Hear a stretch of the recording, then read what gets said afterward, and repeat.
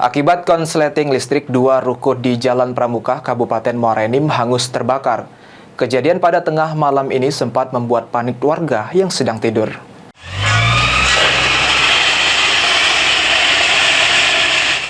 Kembali terjadi kebakaran akibat konsleting listrik di Muara Enim.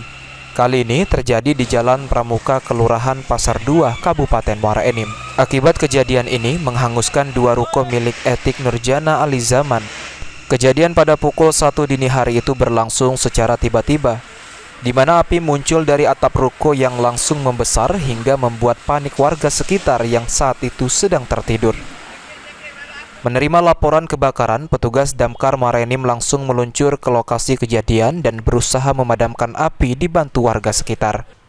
Dan akhirnya pada pukul 4 kurang, api berhasil dijinakkan. Dari keterangan Dayat, kalau saat kejadian tiba-tiba lampu ruko padam, saat dicek NCB ternyata tidak turun. Lalu beberapa saat kemudian muncul api dari atap ruko, dan dirinya berusaha menyelamatkan isi ruko berupa alat fotokopi. Api yang cepat membesar terus membakar isi ruko di sebelahnya dan menghanguskan seluruh isi ruko yang tersisa. 2 malam kan, posisi mati lampu. Tadi turun ke bawah, di sinilah kebakaran. Tengok masuklah ke fotokopi kan.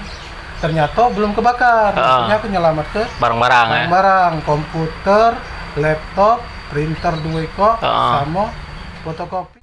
Beruntung dari kedua ruko yang terbakar tidak ada korban jiwa, namun barang-barang dan sejumlah peralatan yang ada di kedua ruko tersebut tak bisa diselamatkan.